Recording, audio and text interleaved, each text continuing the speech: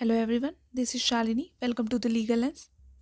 आज के इस सीरीज़ में हम भारतीय नागरिक सुरक्षा संहिता 2023 के रिलेटेड इंडेक्स का रिवीजन करेंगे। अभी ये एक्ट नए हैं तो इनके सेक्शंस को ही लर्न करना बहुत बड़ा टास्क है, क्योंकि हम काफ़ी सीआरपीसी से फ्रेंडली थे।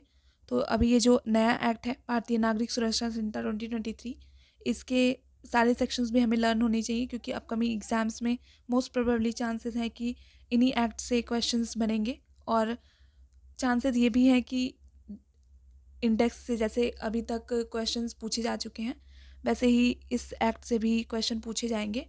तो इस चीज़ को ध्यान में रखते हुए हम इन सेक्शंस को इन इस संहिता के सेक्शंस को लर्न करेंगे। इस वीडियो को स्टार्ट करने से पहले और सेशन को स्टार्ट करने से पहले हम कुछ एडिशनल इन्फॉर्मेशन इस एक्ट से रिलेटेड देख लेते हैं। इस संहिता में कुल 531 धाराएं हैं, जो कि 39 अध्याय में विभाजित हैं। और लोकसभा से ये जो संहिता है उसका बिल 20 दिसंबर 2023 को पास हुआ था। राज्यसभा से ये 21 दिसंबर 2023 को पास हुआ था, और राष्ट्रपति की असेंट इसे 25 दिसंबर 2023 को मिली थी। डेट ऑफ इन्फोर्समेंट इसकी 1 जुलाई 2024 है। डेट ऑफ इन्फोर्समेंट इसकी 1 जुलाई 2024 है। एक्ट नंबर ये 46 है ऑफ 2023, और आरोप जो है चार्ज उसका फॉर्म नंबर ये 33 में है। भारतीय नागरिक सुरक्षा संहिता 2023 का अध्याय 1 प्रारंभिक से बारे में बात करता है, जिसमें पहला सेक्शन जो है वो संक्षिप्त नाम, विस्तार और प्रारंभ से रिलेटेड है। सेक्शन 2 में परिभाषाएं हैं। तो सेक्शन 2 के में जो भी परिभाषाएं दी हुई हैं, हम उनका एक क्विक रिकैप ले लेते हैं कि कौन से खंड में कौन सी परिभाषा दी हुई है, क्योंकि ये भी एग्जाम पर्पस से इम्पॉर्टेंट है और हमें लर्न भी होना चाहिए जनरली भी कि कौन सी धारा में कौन सा परिभाषा दिया हुआ है, क्योंकि एक्ट में जहाँ जहाँ भी वो वर्ड यूज़ किए गए हैं तो उनकी डेफिनेशन जो है वो उन्हीं वर्ड से डिराइव की जाती है। 2 क में श्रव्य दृश्य इलेक्ट्रॉनिक की परिभाषा दी हुई है। 2 ख में जमानत बेल की डेफिनेशन दी है। 2 ग में जमानती अपराध बेलेबल ऑफेंस को परिभाषित किया गया है। 2 घ में जमानत पत्र बेल बॉन्ड को डिफाइन किया गया है। 2 ई या 2 अंग में बंद पत्र बॉन्ड को डिफाइन है। 2 च में आरोप को डिफाइन किया गया है, चार्ज को। 2 छ में संज्ञेय अपराध डिफाइन है। 2 ज में परिवार परिभाषित है। 2 झ में इलेक्ट्रॉनिक संसूचना इलेक्ट्रॉनिक कम्युनिकेशन डिफाइन है।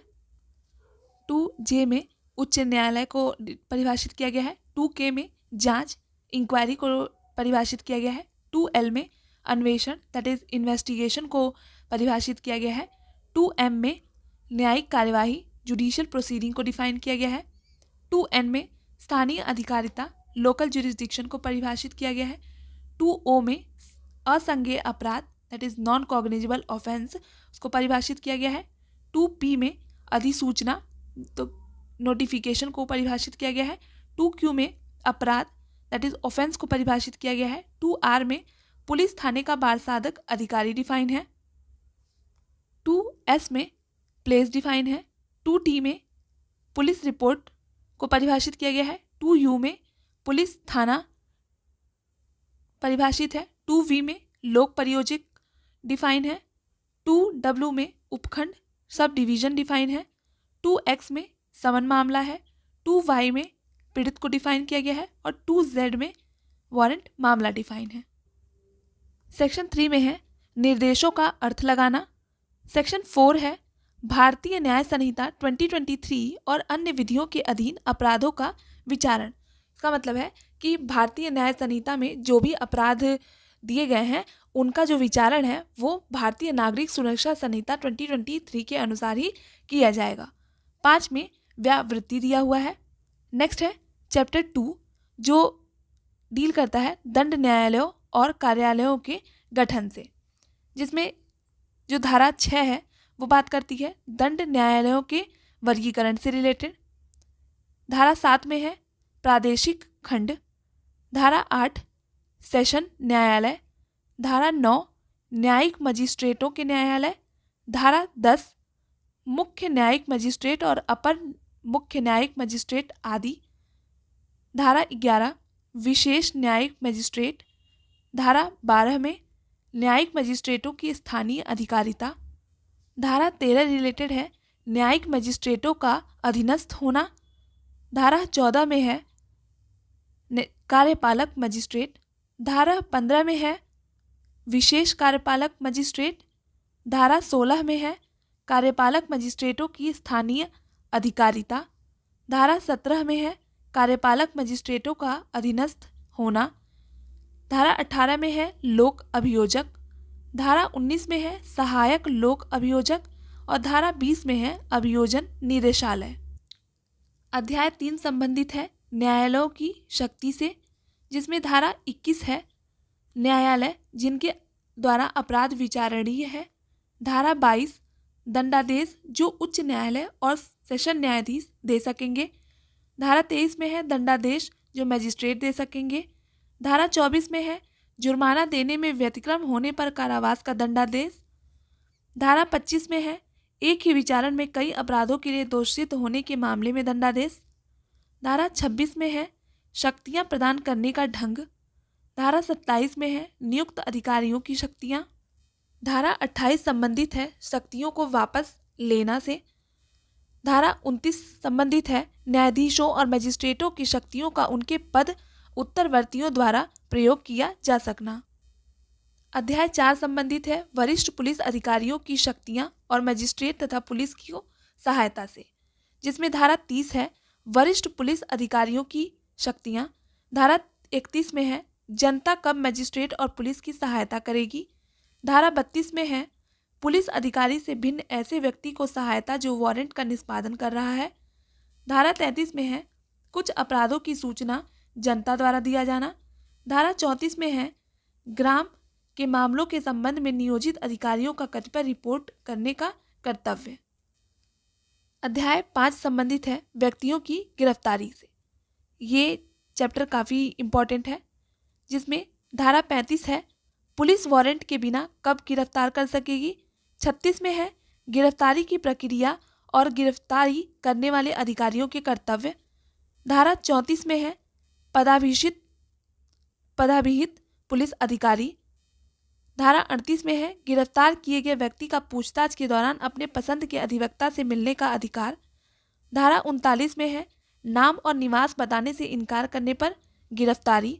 धारा 40 में है प्राइवेट व्यक्ति द्वारा गिरफ्तारी और ऐसी गिरफ्तारी पर प्रक्रिया। धारा 41 में है मजिस्ट्रेट द्वारा गिरफ्तारी। नेक्स्ट है धारा 42 सशस्त्र बलों के सदस्यों की गिरफ्तारी से संरक्षण। धारा 43 में है गिरफ्तारी कैसे की जाएगी। धारा 44 में है उस स्थान की तलाशी जिसमें ऐसा व्यक्ति प्रविष्ट हुआ है जिसकी गिरफ्तारी की जानी है। धारा 45 में है अन्य अधिकारिताओं में अपराधियों का पीछा करना। धारा 46 में है अनावश्यक अवरोध न करना। धारा 47 संबंधित है गिरफ्तार किए गए व्यक्ति को गिरफ्तारी के अपराधों और जमानत के अधिकार की सूचना दिए जाना। धारा 48 में है गिरफ्तारी करने वाले व्यक्ति की गिरफ्तार आदि के बारे में नातेदारी या मित्र को जानकारी देने की बाध्यता। धारा 49 में है गिरफ्तार किए गए व्यक्तियों की तलाशी। धारा 50 में है आक्रामक आयुधों का अभिकरण करने की शक्ति। धारा 51 संबंधित है पुलिस अधिकारी की प्रार्थना पर चिकित्सा व्यवसायी द्वारा अभियुक्त की परीक्षा। धारा 52 संबंधित है बलात्संग के अपराधी व्यक्ति की चिकित्सा व्यवसायी द्वारा परीक्षा। धारा 53 में गिरफ्तार व्यक्ति की चिकित्सा अधिकारी द्वारा परीक्षा। तो 51 में है अभियुक्त का, 52 में है बलात्संग के अपराधी व्यक्ति का और 53 में है गिरफ्तार व्यक्ति की चिकित्सा अधिकारी द्वारा परीक्षा। 54 संबंधित है गिरफ्तार व्यक्ति की शिनाख्त से। 55 संबंधित है जब पुलिस अधिकारी वारंट के बिना गिरफ्तार करने के लिए अपनी अधीनस्थ को प्रतिनियुक्त करता है तब की प्रक्रिया। 56 संबंधित है गिरफ्तार किए गए व्यक्ति का स्वास्थ्य और सुरक्षा से। 57 गिरफ्तार किए गए व्यक्ति का मजिस्ट्रेट या पुलिस थाने के भारसाधक अधिकारी के समक्ष ले जाया जाना। 58 संबंधित है गिरफ्तार किए गए व्यक्ति को 24 घंटे से अधिक निरुद्ध न किया जाना। नेक्स्ट है 59 संबंधित है पुलिस का गिरफ्तारियों को रिपोर्ट करना। नेक्स्ट है सेक्शन 60 जो कि पकड़े गए व्यक्ति का उन्मोचन से संबंधित है। 61 में है निकल भागने पर पीछा करने और फिर पकड़ लेने की शक्ति। 62 में है गिरफ्तारी का सर्वथा संहिता के अनुसार ही किया जाना चाहिए। अध्याय 6 संबंधित है हाजिर होने को विवश करने के लिए आदेशिकाएं, जिसमें 63 है समन का प्रारूप। 64 में है समन की तामील कैसे की जाए। 65 संबंधित है निगमित निकायों, फर्मों और सोसाइटियों को समन की तामील। 66 है जब समन किए गए व्यक्ति न मिल सके तब तामील। 67 है जब पूर्व उपबंधित प्रकार से तामील न की जा सके तब प्रक्रिया। 68 है सरकारी सेवक पर तामील। 69 है स्थानीय सीमाओं के बाहर समन की तामील। 70 है ऐसे मामलों में जब तामील करने वाले अधिकारी उपस्थित न हो तब तामील का सबूत। 71 है साक्षी पर समन की तामील। खंड ख संबंधित है गिरफ्तारी का वारंट से। 72 में है गिरफ्तारी के वारंट का प्रारूप और अवधि। 73 है प्रतिभूति लिए जाने का निर्देश देने की शक्ति। 74 है वारंट किसको निर्दिष्ट होंगे। 75 है वारंट किसी भी व्यक्ति को निर्दिष्ट हो सकेंगे। 76 है पुलिस अधिकारी को निर्दिष्ट वारंट। 77 में है वारंट के सार की सूचना। 78 संबंधित है गिरफ्तार किए गए व्यक्ति का न्यायालय के समक्ष अविलंब लाया जाना। 89 संबंधित है 79 संबंधित है गिरफ्तार 79 संबंधित है वारंट कहाँ निष्पादित किया जा सकेगा। 80 संबंधित है अधिकारिता के बाहर निष्पादन के लिए भेजा गया वारंट। 81 संबंधित है अधिकारिता के बाहर निष्पादन के लिए पुलिस अधिकारी को निर्दिष्ट वारंट। 82 संबंधित है जिस व्यक्ति के विरुद्ध वारंट जारी किया गया है उसके गिरफ्तार होने पर प्रक्रिया। 83 संबंधित है उस मजिस्ट्रेट द्वारा प्रक्रिया जिसके समक्ष ऐसे गिरफ्तार किया जा गया व्यक्ति ले जाया गया है। खंड ग संबंधित है उद्घोषणा और कुर्की से, जिसमें 84 है फरार व्यक्ति के लिए उद्घोषणा। 85 है फरार व्यक्ति की संपत्ति की कुर्की। 86 में है उद्घोषित व्यक्ति की संपत्ति की पहचान और कुर्की। 87 है कुर्की के बारे में दावे और आपत्तियां। 88 है कुर्की की हुई संपत्ति को निर्मुक्त करना, विक्रय और वापस करना। 89 संबंधित है कुर्क संपत्ति की वापसी के लिए आवेदन नामंजूर करने वाले आदेश से अपील। घ संबंधित है आदेशिकाओं संबंधी अन्य नियम से। 90 में है समन के स्थान पर या उसके अतिरिक्त वारंट का जारी किया जाना। 91 में है हाजिरी के लिए बंद पत्र या जमानत पत्र लेने की शक्ति। 92 संबंधित है हाजिरी का बंद पत्र या जमानत पत्र भंग करने पर गिरफ्तारी। 93 संबंधित है इस अध्याय के उपबंधों का साधारणतः समनों और गिरफ्तारी के वारंटों को लागू होना।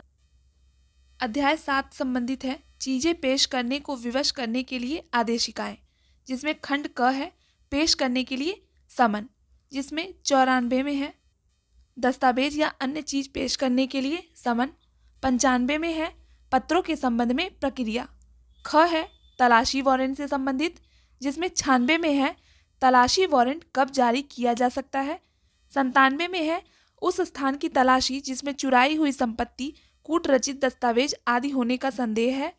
98 में है कुछ प्रकाशनों के संप्रहित होने की घोषणा करने और उनके लिए तलाशी वारंट जारी करने की शक्ति। 99 में है संपहरण की घोषणा और अपास्त करने के लिए उच्च न्यायालय में आवेदन। 100 में है सदोष परिरुद्ध व्यक्तियों के लिए तलाशी। 101 संबंधित है अपहृत स्त्रियों को वापस करने के लिए विवश करने की शक्ति। खंड ग में तलाशी संबंधित साधारण उपबंधी दे गए हैं, जिसमें 102 में है तलाशी वारंटों का निर्देशन आदि। 103 में है बंद स्थान के भारसाधक व्यक्ति तलाशी लेने देंगे और 104 में है अधिकारिता के परे तलाशी में पाई गई चीजों का व्ययन। अध्याय 9 संबंधित है परिशांति कायम रखने के लिए और सदाचार के लिए प्रतिभूति। 125 में है दोष सिद्धि पर परिशांति कायम रखने के लिए प्रतिभूति।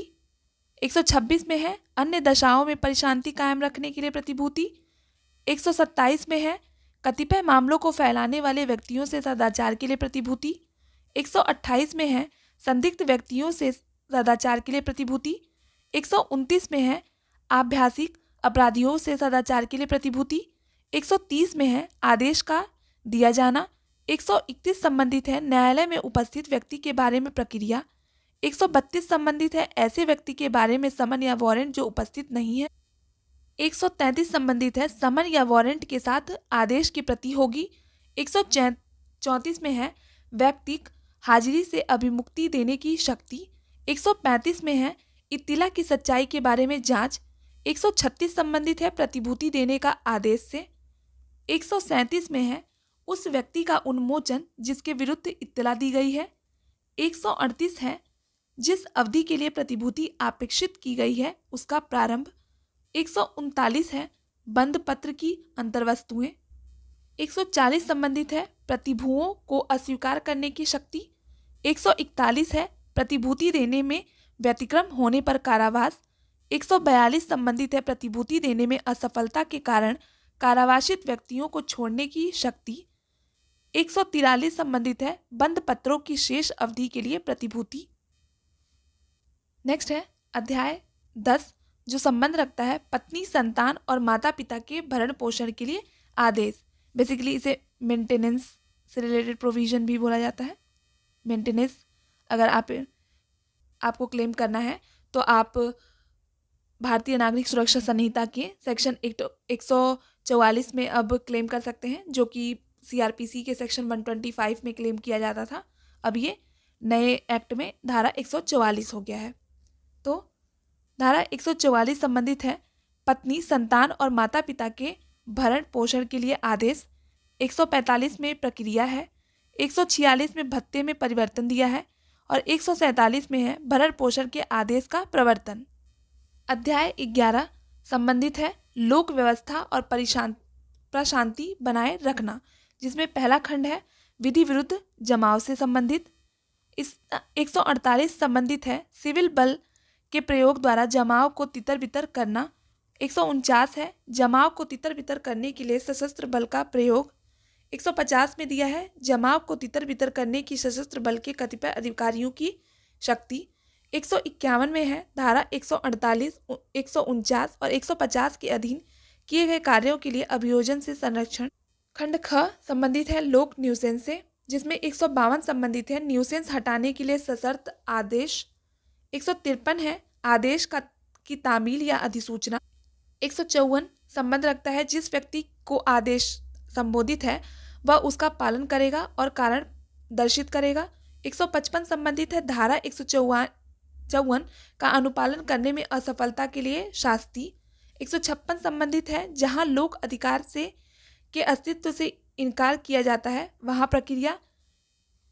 157 संबंधित है व्यक्ति जिसके विरुद्ध धारा 152 के अधीन कोई आदेश दिया गया है वहां कारण दर्शित करने के लिए प्रक्रिया। 158 है स्थानीय अन्वेषण के लिए निर्देश देने और विशेषज्ञ की परीक्षा करने की मजिस्ट्रेट की शक्ति। 159 है मजिस्ट्रेट की लिखित अनुदेश देने की शक्ति। 160 संबंधित है आदेश अंतिम कर दिए जाने पर प्रक्रिया और उसकी अवज्ञा के परिणाम।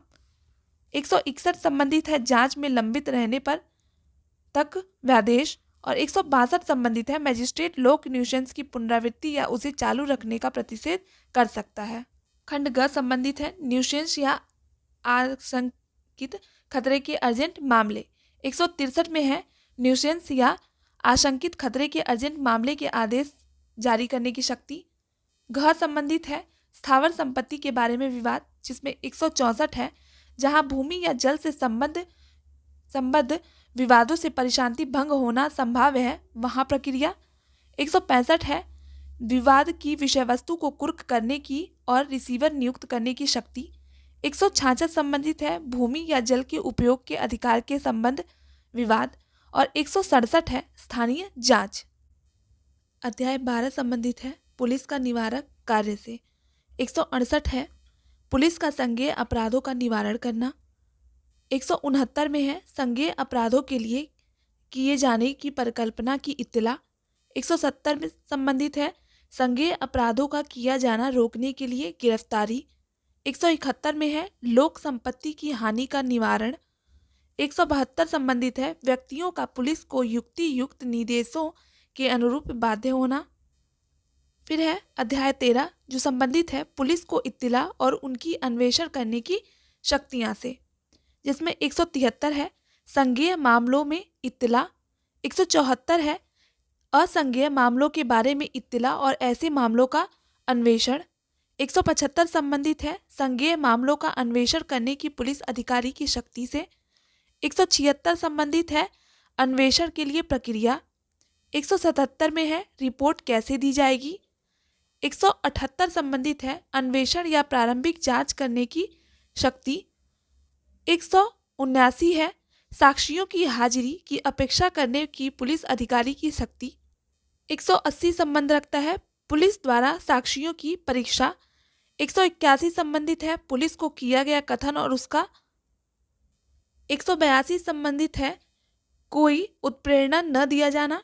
183 है संस्वीकृतियों और कथनों को अभिलिखित करना। 184 संबंधित है बलात्संग के पीड़ित व्यक्ति की चिकित्सीय परीक्षा। 185 में है पुलिस अधिकारी द्वारा तलाशी।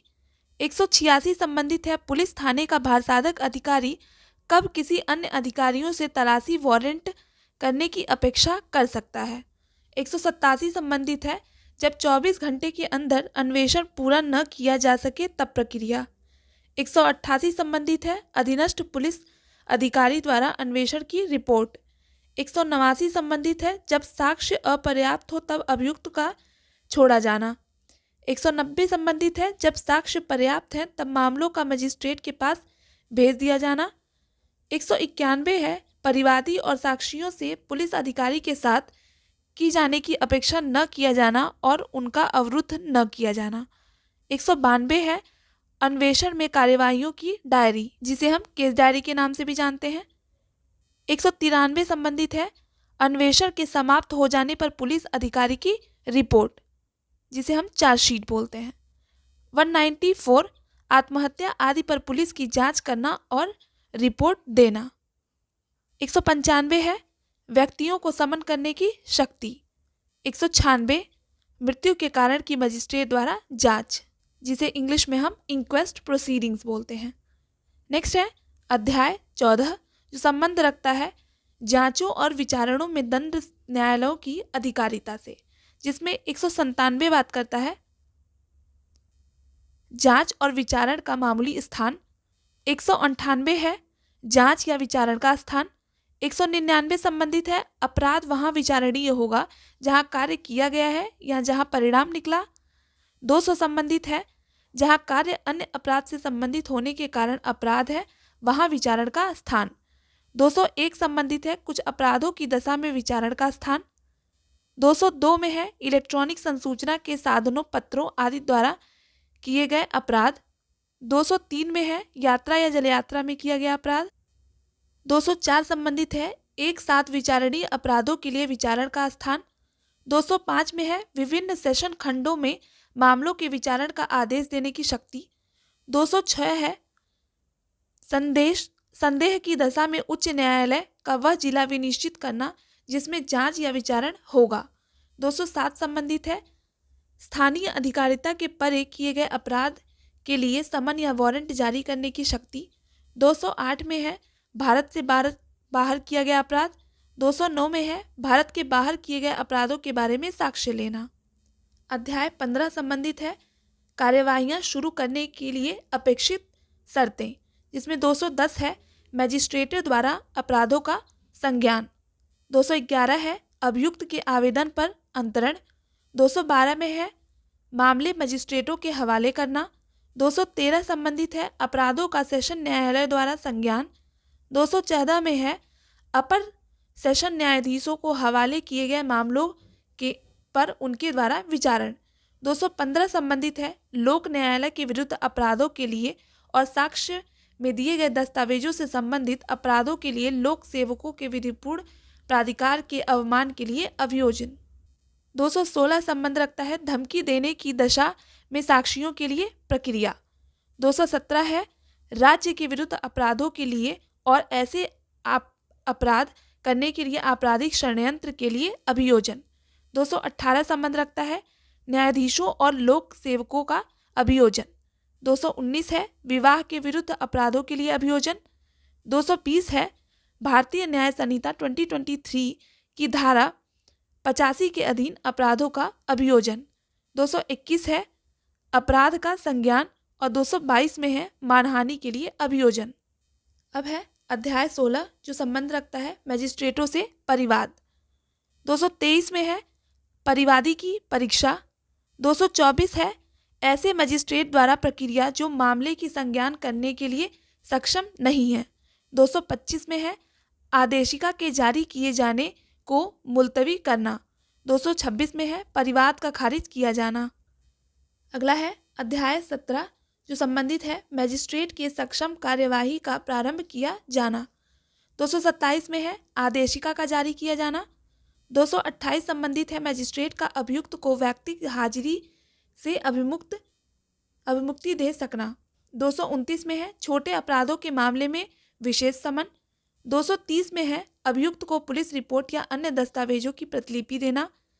231 में है सेशन न्यायालय द्वारा विचारणीय अन्य मामलों में अभियुक्त के कथनों और दस्तावेजों की प्रतिलिपियां देना। 232 में है जब अपराध अनन्यता सेशन न्यायालय द्वारा विचारणीय है तब मामला उसे सुपुर्द करना। 233 संबंध रखता है परिवाद वाले मामलों में अनुसरण की जाने वाली प्रक्रिया और उसके अपराध के बारे में पुलिस अन्वेषण। अध्याय 18 संबंधित है आरोप से। पहला खंड है आरोपों का प्रारूप जिसमें 234 है आरोप की अंतर्वस्तु। 235 में है समय स्थान और व्यक्तियों के बारे में विशिष्टियाँ। 236 में है कब अपराध किए जाने की रीति कथित की जानी चाहिए। 237 संबंधित है आरोप के शब्दों का वह अर्थ लिया जाएगा जो उनका उस विधि में है जिसके अधीन वह अपराध दंडनीय है। 238 संबंधित है गलतियों का प्रभाव से। 239 है न्यायालय आरोप परिवर्तित कर सकता है। 240 में है जब आरोप परिवर्तित किया जाता है तब साक्षियों को पुनः बुलाया जाना। खंड ख संबंधित है आरोपों का संयोजन से। 241 में है सुविभिन्न अपराधों के लिए पृथक आरोप। 242 है एक ही वर्ष में किए गए एक किस्म के अपराधों का आरोप एक साथ लगाया जा सके। 243 में है एक से अधिक अपराधों के लिए विचारण। 244 में है जहां इस बारे में संदेह है कि कौन सा अपराध किया गया है। 245 संबंधित है जब वह अपराध जो साबित हुआ है आरोपित अपराध के अंतर्गत है। 246 है किन व्यक्तियों पर संयुक्त रूप से आरोप लगाया जा सकेगा। 247 है कई आरोपों में से एक के लिए दोषसिद्धि पर शेष आरोपों को वापस लेना। अध्याय 19 संबंधित है सेशन न्यायालय के समक्ष विचारण से। 248 है विचारण का संचालन लोक अभियोजक द्वारा किया जाना। 249 है अभियोजन के मामले में कथन का आरंभ। 250 है उन्मोचन से संबंधित। 251 में है आरोप विरचित करना। 252 में है दोषी होने का अभिवचन। 253 संबंधित है अभियोजन साक्ष्य के लिए तारीख। 254 में है अभियोजन के लिए साक्ष्य। 255 में है दोष मुक्ति। 256 में प्रतिरक्षा आरंभ करना। 257 में बहस। 258 में दोष मुक्ति या दोष सिद्धि का निर्णय। 259 है पूर्व दोष सिद्धि और 260 संबंधित है धारा 222 की उपधारा 2 के अधीन संस्थगित मामलों में प्रक्रिया। तो सेशन न्यायालय के समक्ष विचारण का स्टेप है 248 में सर्वप्रथम लोक अभियोजक उसका संचालन करेगा, फिर उसके बाद कथन का प्रारंभ किया जाएगा अभियोजन अधिकारी के द्वारा, फिर अगर कोर्ट को लगता है तो वो उन्मोचन कर देगा या फिर आरोप को विचारित करेगा। दोषी होने का अभिवचन किया जाएगा, अभियोजन साक्ष्य के लिए तारीख तय की जाएगी और फिर अभियोजन के लिए साक्ष्य लिए जाएंगे, फिर कोर्ट डिसाइड करेगी और उसके बाद वो दोष मुक्ति कर सकती है या प्रतिरक्षा आरंभ कर सकती है। उस पर बहस होगी, उसके बाद कोर्ट दोष मुक्ति कर सकती है या दोष सिद्धि का निर्णय ले सकती है।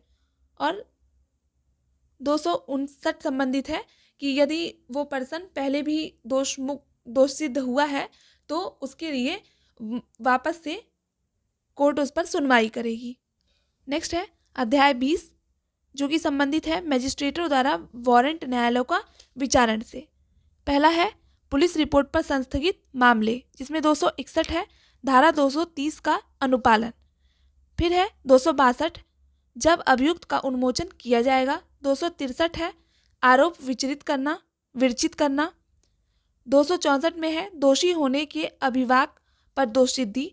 265 में है अभियोजन के लिए साक्ष्य और 266 संबंधित है प्रतिरक्षा का साक्ष्य। खंड ख बात करता है पुलिस रिपोर्ट से भिन्न आधार पर संस्थगित मामले, जिसमें 267 है अभियोजन का साक्ष्य। 268 में है अभियुक्त को कब उन्मोचित किया जाएगा। 269 है प्रक्रिया जहां अभियुक्त उन्मोचित नहीं किया जाता। और 270 में है प्रतिरक्षा का साक्ष्य। खंड ग बात करता है विचारण की समाप्ति से। 271 में है दोष मुक्ति या दोष सिद्धि कर दी जाएगी। 272 में है परिवादी की अनुपस्थिति अगर है तो वहां पर क्या प्रक्रिया होगी। 273 संबंधित है उचित कारण के बिना अभियोग के लिए प्रतिकर। नेक्स्ट है अध्याय 21, जो संबंधित है मजिस्ट्रेट द्वारा समन मामलों का विचारण से। 274 में है अभियोग का सारांश बताया जाना। 275 में है दोषी होने के अभिभावक पर दोष सिद्धि। 276 संबंधित है छोटे मामलों में अभियुक्त की अनुपस्थिति में दोषी होने के अभिभावक पर दोष सिद्धि। 277 संबंधित है प्रक्रिया जब दोष सिद्ध न किया जाए। 278 है दोष मुक्ति या दोष सिद्धि। 279 है परिवादी का हाजिर न होना या उसकी मृत्यु। 280 में है परिवाद को वापस लेना। 281 संबंधित है कतिपय मामलों में कार्यवाही रोक देने की शक्ति। 282 में है समन मामलों को वारंट मामलों में संपरिवर्तित करने की न्यायालय की शक्ति। अध्याय 22 संबंध रखता है संक्षिप्त विचारण से, जिसमें 283 है संक्षिप्त विचारण करने की शक्ति। 284 में है द्वितीय वर्ग के मजिस्ट्रेटों द्वारा संक्षिप्त विचारण। 285 में है संक्षिप्त विचारण की प्रक्रिया। 286 है संक्षिप्त विचारणों में अभिलेख। 287 में है संक्षेपतः विचारित मामलों में निर्णय।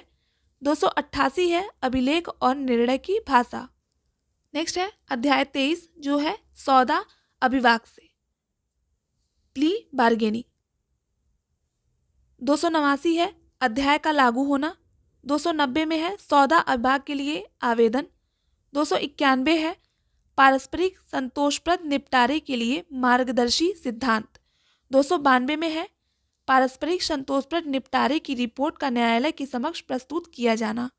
293 है मामलों का निपटारा। 294 में है न्यायालय का निर्णय। 295 है निर्णय का अंतिम होना। 296 में है सौदा अभिभाग में न्यायालय की शक्ति। 297 है अभियुक्त द्वारा भोगी गई निरोध की अवधि का कारावास के दंडादेश के विरुद्ध मुजरा किया जाना। 298 में है व्यावृत्ति। 299 संबंधित है अभियुक्त के कथनों का उपयोग न किया जाना। और 300 संबंधित है अध्याय का लागू न होना। अध्याय 24 संबंध रखता है कारागारों में परिवृद्ध या निरुद्ध व्यक्तियों की हाजिरी। 301 में है परिभाषाएं। 302 में है बंदियों को हाजिर करने की अपेक्षा करने की शक्ति। 303 संबंधित है धारा 302 के प्रवर्तन से कतिपय व्यक्तियों को अपवर्जित करने की राज्य सरकार या केंद्रीय सरकार की शक्ति। 304 में है कारागार के भाषाधक अधिकारी का कतिपय आकस्मिकताओं में आदेश को कार्यान्वित न करना। 305 में है बंदी का न्यायालय में अभिरक्षा में लाया जाना। और 306 संबंधित है कारागार में साक्षी की परीक्षा के लिए कमीशन जारी करने की शक्ति। अध्याय 25 संबंधित है जांचों और विचारणों में साक्ष्य से। पहला खंड है साक्ष्य लेने और अभिलिखित करने का ढंग। 307 में है न्यायालयों की भाषा। 308 में है साक्ष्य का अभियुक्त की उपस्थिति में लिया जाना। 309 है समन मामलों और जांचों में अभिलेख। 310 में है वारंट मामलों में अभिलेख। 311 में है सेशन न्यायालय के समक्ष विचारण में अभिलेख। 312 है साक्ष्य के अभिलेख की भाषा। 313 है ऐसे साक्ष्य के पूरा होने पर उसके संबंध में प्रक्रिया। 314 संबंधित है अभियुक्त या उसके अधिवक्ता को साक्ष्य का भाषांतर सुनाया जाना। 315 में है साक्षी की भावभंगी के बारे में टिप्पणियाँ। 316 में है अभियुक्त की परीक्षा का अभिलेख। 317 में है दुभाषिया ठीक ठाक भाषांतर करने के लिए आबद्ध होगा। और 318 है उच्च न्यायालय में अभिलेख से। खंड ख बात करता है साक्षियों की परीक्षा के लिए कमीशन। 319 में है साक्षियों को जब हाजिर होने से अभिमुक्ति दी जाए और कमीशन जारी किया जाए। 320 में है कमीशन किसको जारी किया जाएगा। 321 है कमीशनों का निष्पादन। 322 में है पक्षकार साक्षियों की परीक्षा कर सकेंगे। 323 में है कमीशन का लौटाया जाना। 324 संबंधित है कार्यवाही का स्थगन से। 325 में है विदेशी कमीशनों का निष्पादन। 326 है चिकित्सीय साक्षी का अभिसाक्ष्य। 327 संबंधित है मजिस्ट्रेट की शिनाख्त रिपोर्ट। 328 में है टकसाल के अधिकारियों का साक्ष्य। 329 में है कतिपय सरकारी वैज्ञानिक विशेषज्ञों की रिपोर्ट। 330 में है कुछ दस्तावेजों का औपचारिक सबूत आवश्यक न होना। 331 में है लोक सेवकों के आचरण के सबूत के बारे में शपथ पत्र। 332 में है शपथ पत्र पर औपचारिक साक्ष्य। 333 संबंधित है प्राधिकारी जिनके समक्ष शपथ पत्रों पर शपथ ग्रहण किया जा सकेगा। 334 है पूर्व दोष सिद्धि या दोष मुक्ति कैसे साबित की जाए। 335 में है अभियुक्त की अनुपस्थिति में साक्ष्य का अभिलेख। 336 है कतिपय मामलों में लोक सेवकों विशेषज्ञों पुलिस अधिकारियों का साक्ष्य। अध्याय 26 संबंधित है जांचों तथा विचारणों के बारे में साधारण उपबंध। 337 संबंधित है एक बार दोष सिद्धि या दोष मुक्त किए गए व्यक्ति का उसी अपराध के लिए विचारण न किया जाना। 338 में है लोक अभियोजकों द्वारा हाजिरी। 339 है अभियोजन का संचालन करने की अनुज्ञा। 340 में है जिस व्यक्ति के विरुद्ध कार्यवाही संस्थगित की गई है उसका प्रतिरक्षा करने का अधिकार। 341 में है कुछ मामलों में अभियुक्त को राज्य के व्यय पर विधिक सहायता, जिसे लीगल एड भी बोलते हैं। 342 है प्रक्रिया जब निगम या रजिस्ट्रीकृत सोसाइटी अभियुक्त है। 343 में है सह अपराधी को क्षमादान। 344 में है क्षमादान का निर्देश देने की शक्ति। 345 में है क्षमा की शर्तों का पालन न करने वाले व्यक्ति का विचारण। 346 है कार्यवाही को मुलतवी या स्थगित करने की शक्ति। 347 में है स्थानीय निरीक्षण। 348 संबंधित है आवश्यक साक्षी को समन करने या उपस्थित व्यक्ति की परीक्षा करने की शक्ति। 349 है नमूना हस्ताक्षर या हस्तलेख देने की किसी व्यक्ति के आदेश देने की मजिस्ट्रेट की शक्ति। 350 में है परिवादियों और साक्षियों के व्यय। 351 में है अभियुक्त की परीक्षा करने की शक्ति। 352 संबंधित है मौखिक बहस और बहस का ज्ञापन। 353 में है अभियुक्त व्यक्ति का सक्षम साक्षी होना। 354 में है प्रकटन उत्प्रेरित करने के लिए किसी प्रभाव का काम में न लाया जाना। 355 में है कुछ मामलों में अभियुक्त की अनुपस्थिति में जांच या विचारण किए जाने के लिए उपबंध। 356 में है उद्घोषित अपराधी की अनुपस्थिति में जांच विचारण और निर्णय। 357 में है प्रक्रिया जहां अभियुक्त कार्यवाहियों को नहीं समझता है। 358 में है 358 में है अपराध के दोषी प्रतीत होने वाले अन्य व्यक्तियों के विरुद्ध कार्यवाही करने की शक्ति। 359 में है अपराधी को शमन।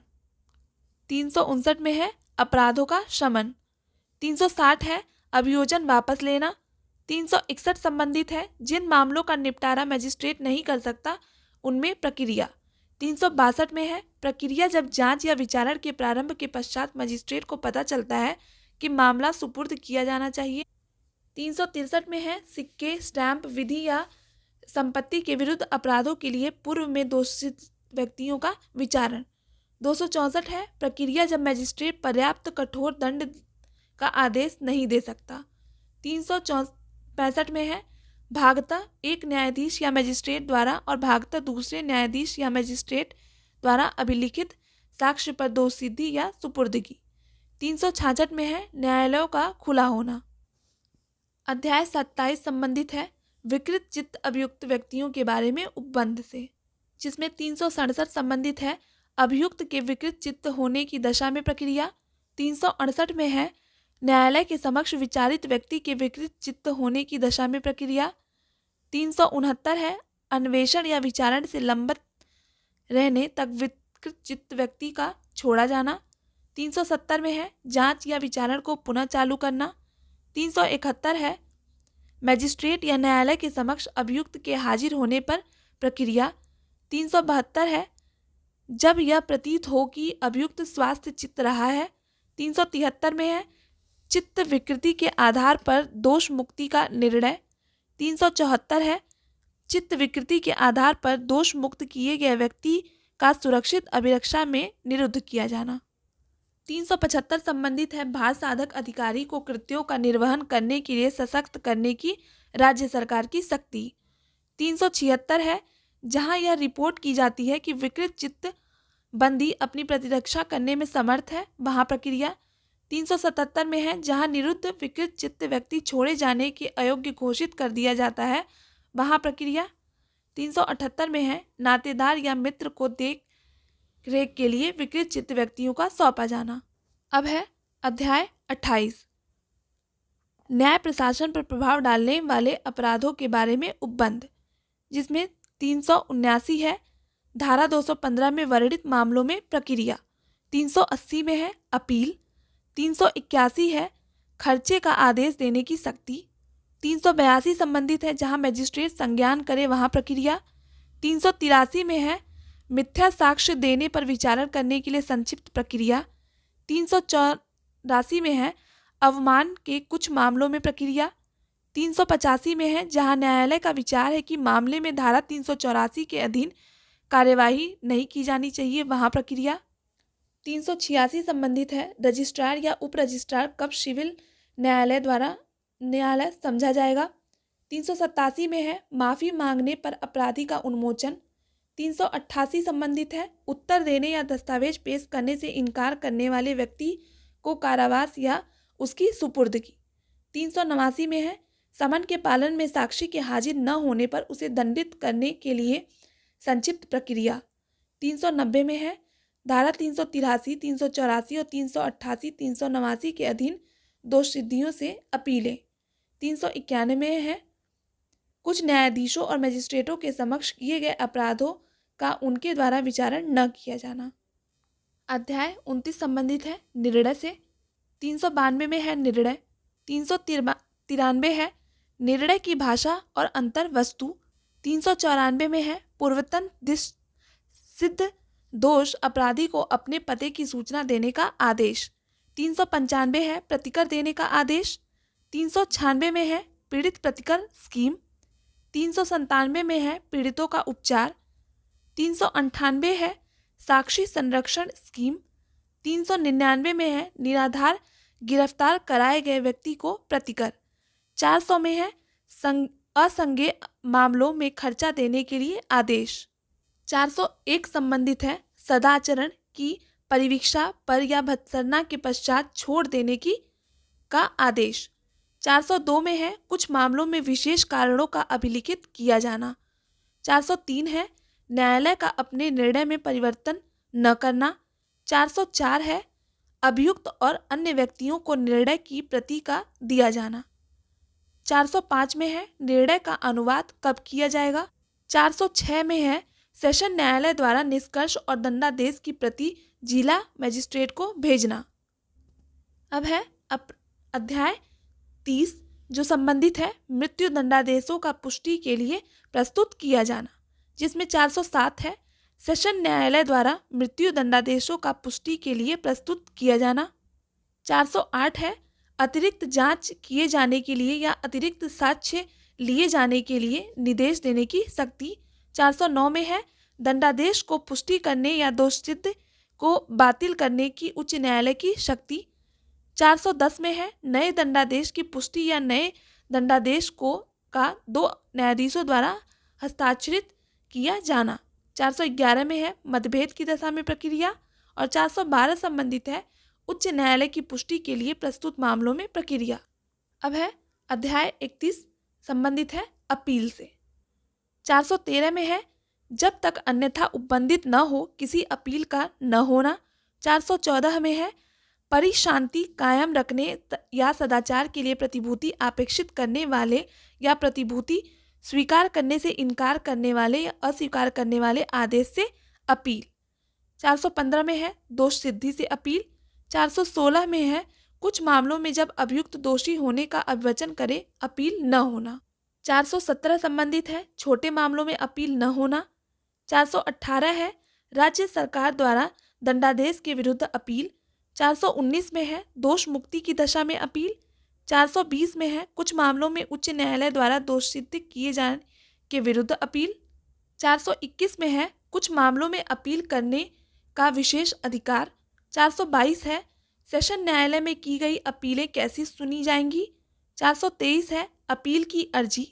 424 में है जब अपीलार्थी जेल में है तब प्रक्रिया। 425 अपील का संक्षिप्तः खारिज किया जाना। 426 में है संक्षिप्तः खारिज न की गई अपीलों की सुनवाई के लिए प्रक्रिया। 427 में है अपील न्यायालय की शक्तियाँ। 428 में है अधीनस्थ अपील न्यायालय के निर्णय। 429 में है अपील में उच्च न्यायालय के लिए आदेश का प्रमाणित करके निचले न्यायालय को भेजा जाना। 430 है अपील लंबित रहने तक दंडादेश का निलंबन अपीलार्थी का जमानत पर छोड़ा जाना। 431 में है दोष मुक्ति से अपील में अभियुक्त की गिरफ्तारी। 432 में है अपील न्यायालय अतिरिक्त साक्ष्य ले सकेगा या उसके लिए जाने का निर्देश दे सकेगा। 433 में है जहां अपील न्यायालय के न्यायाधीश राय के बारे में समान रूप से विभाजित हो वहां प्रक्रिया। 434 में है अपील पर आदेशों और निर्णयों का अंतिम होना। 435 में है अपीलों का उपशमन। अब है अध्याय 32 निदेश और पुनरीक्षण से संबंधित। 436 में है उच्च न्यायालय को निर्देश। 437 में है उच्च न्यायालय के विनिश्चय के अनुसार मामले का निपटारा। 438 में है पुनरीक्षण की शक्तियों का प्रयोग करने के लिए अभिलेख मंगाना। 439 में है जांच करने का आदेश देने की शक्ति। 440 में है सेशन न्यायाधीश की पुनरीक्षण की शक्तियाँ। 441 में है अपर सेशन न्यायाधीश की शक्ति।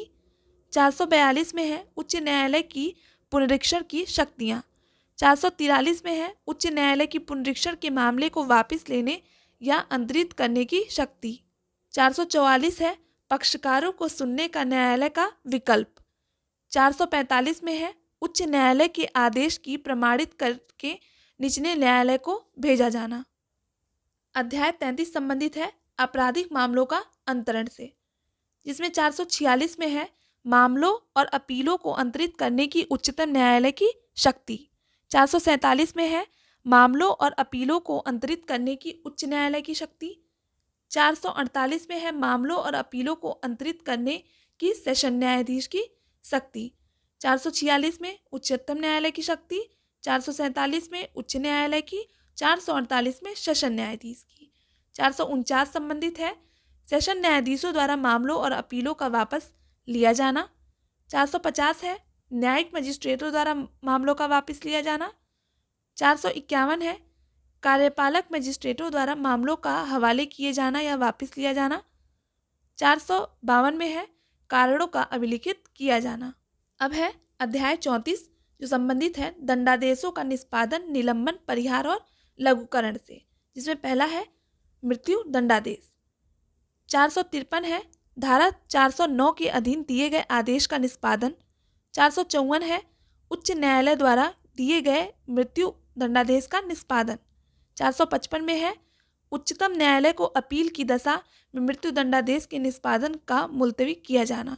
और 456 में है गर्भवती महिला को मृत्यु दंड का लघुकरण किया जाना। खंड ख है कारावास से संबंधित। 457 संबंधित है कारावास का स्थान नियत करने की शक्ति। 458 में है कारावास के दंडादेश का निष्पादन। 459 है निष्पादन के लिए वारंट का निर्देशन। 460 में है वारंट किसको सौंपा जाएगा। ग संबंधित है जुर्माने का उद्ग्रहण से। 461 में है जुर्माना उद्ग्रहित करने के लिए वारंट। 462 में है ऐसे वारंट का प्रभाव। 463 में है जुर्माने के उद्ग्रहण के लिए किसी ऐसे राज्य क्षेत्र के न्यायालय द्वारा जिस पर इस संहिता का विस्तार नहीं है जारी किया गया वारंट। 464 में है कारावास के दंडादेश के निष्पादन का निलंबन। खंड घ संबंधित है निष्पादन के बारे में साधारण उपबंध से। 465 में है वारंट कौन जारी कर सकेगा। 466 है निकल भाग सिद्ध दोष पर दंडादेश कब प्रभावशील होगा। 467 में है ऐसे अपराधी को दंडादेश जो अन्य अपराध के लिए पहले से दंडादिष्ट हैं। 468 संबंधित है अभियुक्त द्वारा भोगी गई निरोध की अवधि का कारावास के दंडादेश के विरुद्ध मुजरा किया जाना। 469 में है व्यावृत्ति। 470 संबंधित है दंडादेश के निष्पादन पर वारंट का लौटाया जाना। 471 में है जिस धन का संदाय करने का आदेश दिया गया है उसका जुर्माने के रूप में वसूल किया जा सकना। अब है दंडादेश का निलंबन, परिहार और लघुकरण। 472 संबंधित है मृत्यु दंडादेश मामलों में दया याचिका। 473 में है दंडादेशों का निलंबन या परिहार करने की शक्ति। 474 में है दंडादेश लघुकरण करने की शक्ति। 475 में है कुल मामलों में छूट या लघुकरण करने की शक्ति का निर्बंधन। 476 में है मृत्यु दंडादेशों की दशा में केंद्रीय सरकार की समवर्ती शक्ति। 477 में है कतिपय मामलों में राज्य सरकार का केंद्रीय सरकार से सहमति के पश्चात कार्य करना। अब है अध्याय 35 जो संबंधित है जमानत और बंध पत्रों के बारे में उपबंध से। 478 है किन मामलों में जमानत ली जाएगी।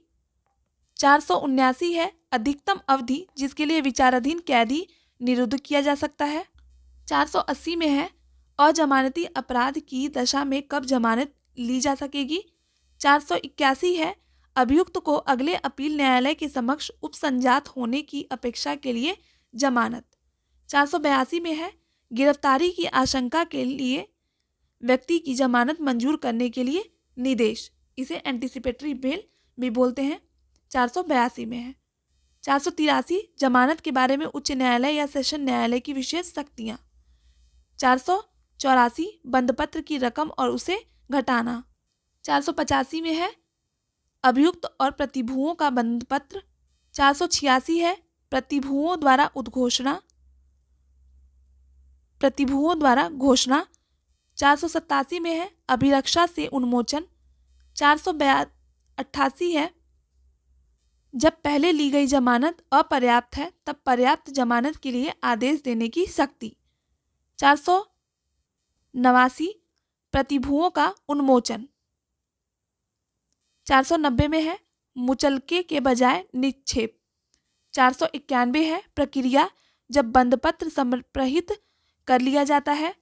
492 है बंधपत्र और जमानत पत्र का रद्दकरण। 493 में है प्रतिभु के दिवालिया हो जाने या उसकी मृत्यु हो जाने या बंधपत्र का संपहरण हो जाने की दशा में प्रक्रिया। 494 संबंधित है बालक से अपेक्षित बंधपत्र से। 495 में है धारा 491 के अधीन आदेशों से अपील।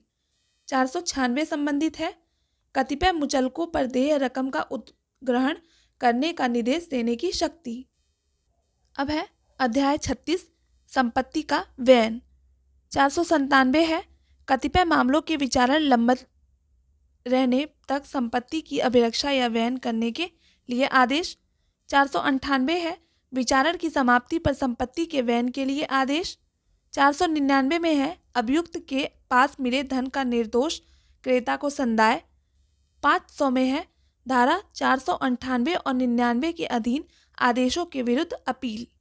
501 में है अपमानलेखीय और अन्य सामग्री को नष्ट किया जाना। 502 है स्थावर संपत्ति का कब्जा लौटाने की शक्ति।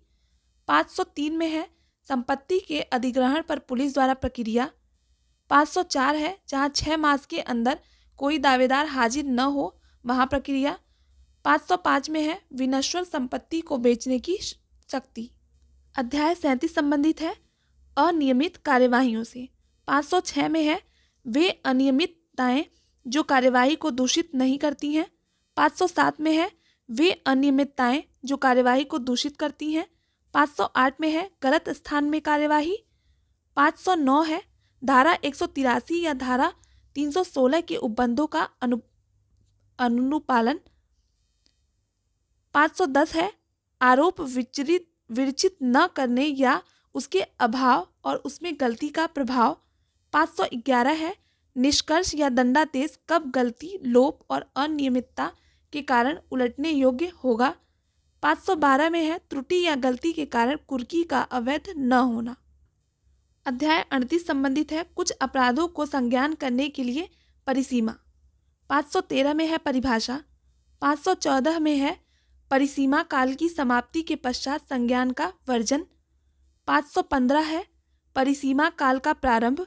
516 में है कतिपय मामलों में समय का अपवर्जन। 517 में है जिस तारीख को न्यायालय बंद हो उस तारीख का अपवर्जन। 518 में है चालू रहने वाला अपराध और 519 है कतिपय मामलों में परिसीमा काल का विस्तारण। अध्याय 39 संबंधित है प्रकृति से। 520 है उच्च न्यायालयों के समक्ष विचारण। 521 में है सेना न्यायालय द्वारा विचारणीय व्यक्तियों का कमान ऑफिसरों को सौंपा जाना। 522 में है प्रारूप। 523 संबंधित है उच्च न्यायालयों का नियम बनाने की शक्ति। 524 में है कतिपय मामलों में कार्यवाहक मजिस्ट्रेटों को सौंपे गए कृत्यों को परिवर्तित करने की शक्ति। 525 में है वे मामले